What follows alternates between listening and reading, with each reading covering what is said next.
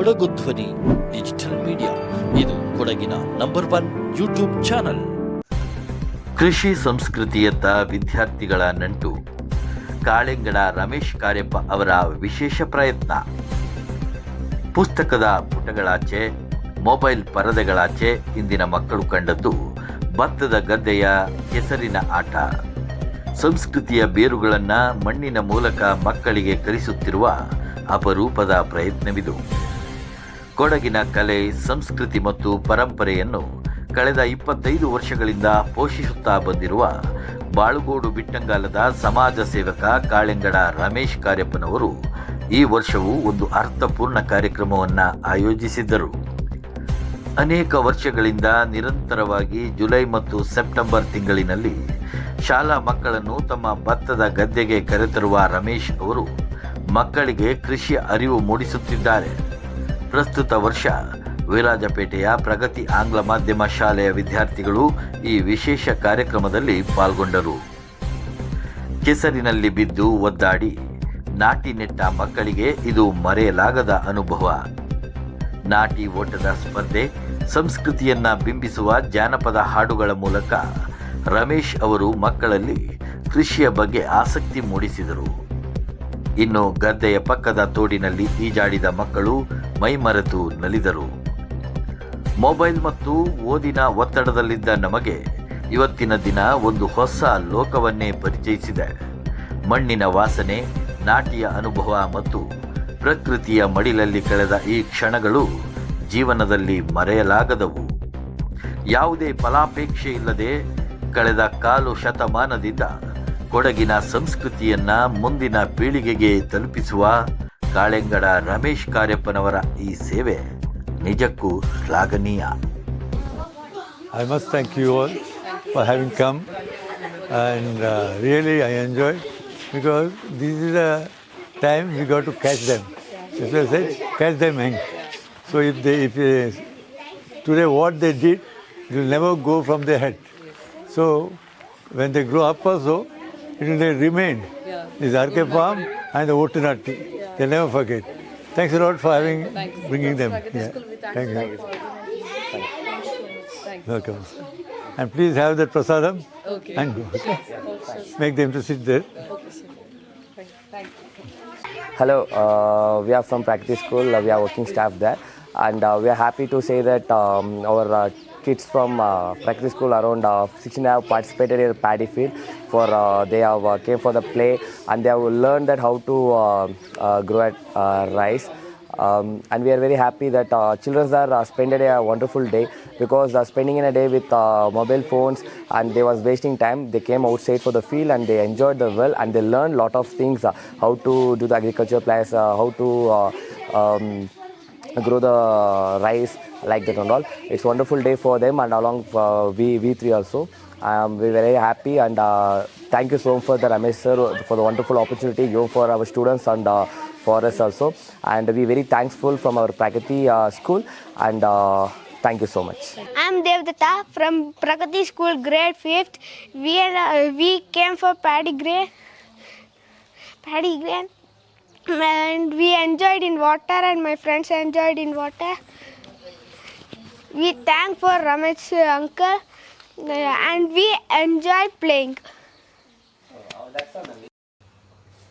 ನಮಸ್ಕಾರ ವೀಕ್ಷಕರೇ, ಇವತ್ತು ಸ್ಪೆಷಲ್ ಗೆಸ್ಟ್ನಲ್ಲಿ ನಮ್ಮ ಜೊತೆಗಿದ್ದಾರೆ ಕಾಳೆಂಗಡ ರಮೇಶ್ ಅವರು.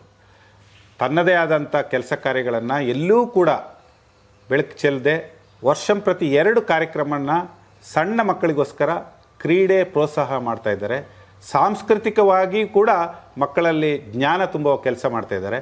ಇವತ್ತು ನಮ್ಮ ಜೊತೆಗೆ ಒಂದು ವಿಶೇಷ ಅತಿಥಿಯಾಗಿ ಭಾಗವಹಿಸಿದ್ದಾರೆ. ಸರ್, ಕಾರ್ಯಕ್ರಮಕ್ಕೆ ಸ್ವಾಗತ ಮಾಡ್ತೇನೆ. ನಮಸ್ಕಾರ ಸರ್, ತಾವು ಈ ಒಂದು ಕಾರ್ಯಕ್ರಮದಲ್ಲಿ ಒಂದು ಎಷ್ಟು ವರ್ಷದಿಂದ ಈ ಥರದ್ದು ಬೆಳವಣಿಗೆಗಳನ್ನ ಮಾಡ್ತಾ ಸಾಂಸ್ಕೃತಿಕವಾಗಿ ಮಕ್ಕಳಲ್ಲಿ ಒಂದು ಎಜುಕೇಟೆಡನ್ನು ತಾವು ಮಾಡ್ತಾ ಇದ್ದೀರಿ? 25 ವರ್ಷದ ಮೇಲೆ 2 ಮಾಡ್ತೀನಿ. ಅದಕ್ಕಿಂತ ಮೊದಲು ಬರೀ ಶೂಟಿಂಗ್ ಕಾಂಪಿಟೇಷನ್ ಕೈಲ್ಬೋದು ಮಾತ್ರ ಮಾಡ್ತಾಯಿದ್ದೆ, ಈಗೆಲ್ಲ.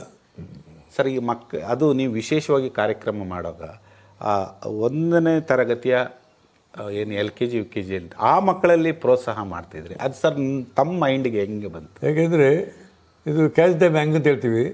ಮಕ್ಕಳ ಚಿಕ್ಕದರಿಗೆ ಏನು ಅವರು ತಲೆಗೆ ಹಾಕ್ತೀವಿ ಅದು ಹಾಳೋದಿಲ್ಲ. ಹಾಳಾಗೋದಿಲ್ಲ. ಅದು remains there only. Okay. So ಅದಕ್ಕೋಸ್ಕರ ಅಲ್ಲಿ ನಾವು ಅವ್ರನ್ನ ಟ್ಯೂನ್ ಅಪ್ ಮಾಡಬೇಕು. ಆರಂಭದಲ್ಲೇ ಮಾಡಬೇಕು. ಲೋವರ್ ಅಪ್ಪರ್ ಫಸ್ಟ್ ಸ್ಟ್ಯಾಂಡರ್ಡ್ ಇವ್ರನ್ನ ನಾವು ಟ್ಯೂನ್ ಅಪ್ ಮಾಡಿದ್ರೆ ಅದು ಅವ್ರ ಮೈಂದಿಂದ ಹೋಗೋಕ್ಕಾಗಿಲ್ಲ. ಓಕೆ. ಕೈಲ್ಪುರದಲ್ಲಿ ಶೂಟಿಂಗ್ ಅವರು ಸುಮಾರು ಮಕ್ಕಳು ನನಗೆ ಬರೆದಿದ್ದಾರೆ, NCC ಹೋಗಿ ನನಗೆ ಭಾಳ ಈಸಿ ಆಗ್ತಾ ಇತ್ತು, ನೀವು ಅವತ್ತು ಮಾಡಿದ ಪ್ರಯತ್ನ ನನಗೆ ತುಂಬ ಅನುಕೂಲ ಆಗ್ತದೆ ಅಂತ ಹೇಳ್ತಾ ಇದ್ದಾರೆ.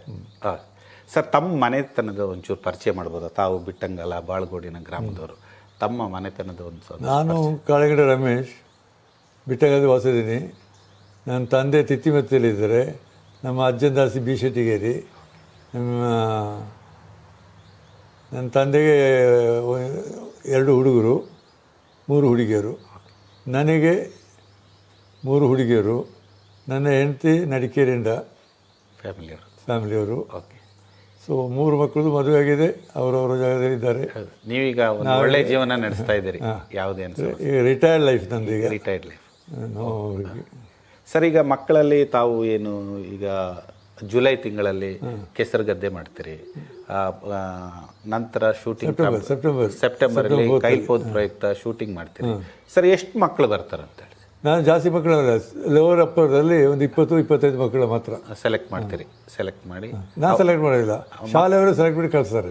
ಇಲ್ಲಿಗೆ ಬರ್ತಾರೆ. ಸರ್, ಬೆಳಿಗ್ಗೆ ಆರಂಭ ಆದರೆ ಯಾವ್ಯಾವ ರೀತಿ ಚಟುವಟಿಕೆಗಳು ಇರ್ತದೆ? ಯಾರ್ದು? ಬೆಳಿಗ್ಗೆ ಈಗ ತಾವು ಆರಂಭ ಮಾಡ್ತೀರಿ, ಮಕ್ಕಳು ಬರ್ತಾರೆ, ಶಾಲೆಯಿಂದ ಬರ್ತಾರೆ, ಯಾವ ರೀತಿ ಸಂಜೆ ಗಂಟನೂ ಆಗುತ್ತಾ? ಇಲ್ಲ. ಈಗ ಬರ್ತಾರೆ ಅವರು. ಇವತ್ತು ಪ್ರಗತಿ ಶಾಲೆಯವರಿಗೆ ಹೇಳಿದ್ದೀನಿ, ಅವ್ರು ಬರ್ತಾರೆ. ಓಕೆ. ಅವರು ಬಂದು ಅವ್ರದ್ದು ಪಾರ್ಟಿಸಿಪೇಟ್ ಮಾಡಿ ಓಡಿ ಈ ಪದ್ಧತಿ ಪ್ರಕಾರ ಏನು ತಿನ್ಲಿಕ್ಕೆ ಉಂಟು, ಪ್ರಸಾದ ಉಂಟು, ಅದನ್ನೆಲ್ಲ ಅವ್ರಿಗೆ ಗೊತ್ತಾಗಬೇಕು. ಅದೆಲ್ಲ ಕೊಡ್ತೀವಿ, ಅದು ತಿಂದುಬಿಟ್ಟು ಅವ್ರು ಹೋಗ್ತಾರೆ.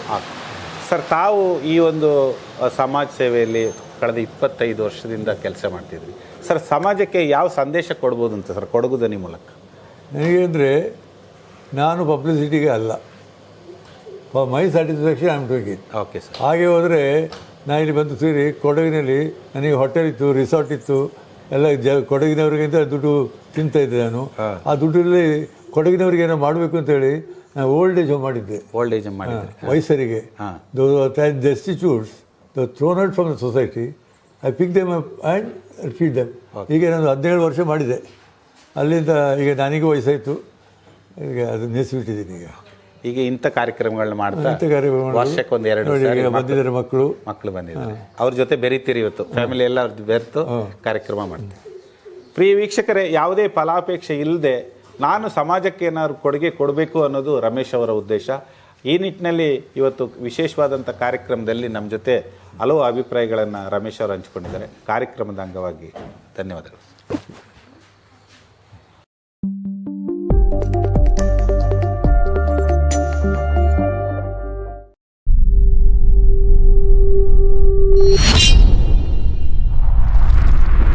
ಕೊಡಗು ಧ್ವನಿ ಡಿಜಿಟಲ್ ಮೀಡಿಯಾ, ಇದು ಕೊಡಗಿನ ನಂಬರ್ 1 ಯೂಟ್ಯೂಬ್ ಚಾನಲ್.